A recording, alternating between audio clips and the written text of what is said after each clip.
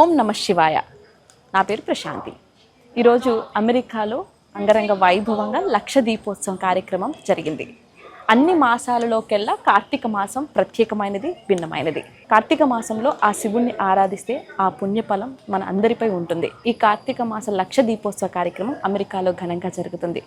ఆధ్యాత్మిక పరంగా కాకుండా సైంటిఫిక్గా మనం మాట్లాడుకున్నట్లయితే గ్రీస్ దేశంలో వ్యవసాయకు సంబంధించినటువంటి శాస్త్రవేత్త భారతదేశంలో ఎందుకు ఈ కార్తీక మాసంలో దీపాలు ఎందుకు వెలిగిస్తారు అని చెప్పి ఆయన కనుగొంటే, ఈ కార్తీక మాసంలో వేడి తగ్గి వాతావరణంలో చల్లబడుతుంది. ఈ చల్లబడినప్పుడు రక్తనాళాలకు సంబంధించినటువంటి వ్యాధులు కానీ సంకోచం చేస్తూ ఉంటాయి. సో ఈ మాసంలో నువ్వుల నూనెతో దీపాలు వెలిగిస్తే ఎన్నో రోగాల బారి నుండి మనం తప్పుకుంటామని చెప్పి ఆయన చెప్పడం జరిగింది. సో కార్తీక మాసం ఆధ్యాత్మిక పరంగా అలాగే సైన్స్ పరంగా చూసుకున్నట్లయితే ఎన్నో విశిష్టతలు ఉన్నాయి.